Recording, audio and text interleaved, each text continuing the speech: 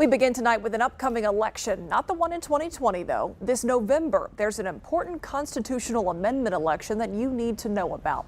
The Texas Constitution could be changed in a few short months when voters head to the polls in November, but there's usually a problem.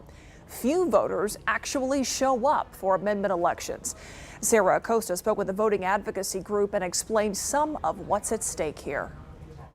Some of them were quite complicated and people didn't understand voting yes or voting no. When it comes to constitutional amendment elections, the voter has a lot to read through and understand. The League of Women Voters in San Antonio says in the 2017 amendment election, only about 3% of registered Bexar County voters turned out. In the November 2018 midterm elections, nearly 50% of registered voters in Bexar County turned out. Now that's a combination from early voter turnout at 38% and 11% on election day. I think the reason people don't vote is because they don't have enough information. She says it's why the League of Women Voters provides a nonpartisan digital and hard copy voter guide, explaining the amendments along with the pros and cons. This November, Texans will decide on 10 proposed amendment changes.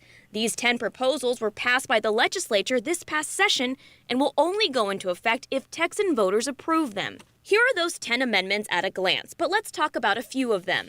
Prop 7, funding public education. Voters will decide whether to increase from $300 million to $600 million. That's the amount the General Land Office could distribute to the available school fund each year. The funds would come from the sale and leasing of more than 13 million acres of land managed by the School Land Board. Prop 8, flood control, the creation of a flood infrastructure fund. The money would be used to establish and maintain flood control structures and drainage infrastructure throughout the state, especially in economically distressed areas. The funds would come from a one-time distribution from the already created Rainy Day Fund. Prop 10, law enforcement animals. This would allow law enforcement animals to retire with their former handlers or other qualified caretakers, to adopt them with no fee. The League of Women Voters says it's crucial that voters take the time to educate themselves and participate in the November election. So you must take interest and decide for yourself, which side you want to vote. We also want to talk about another proposed amendment that will be on the ballot on November 5th. That's Prop 4. Now, this amendment could permanently ban the Texas legislature from establishing a personal state income tax.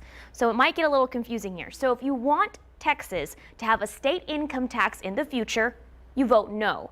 If you don't want to pay state income taxes, you vote yes. Now, right now on ksat.com, you can find all this information on the proposed constitutional amendments. Just go to ksat.com/news@9 and click on this story. Myra?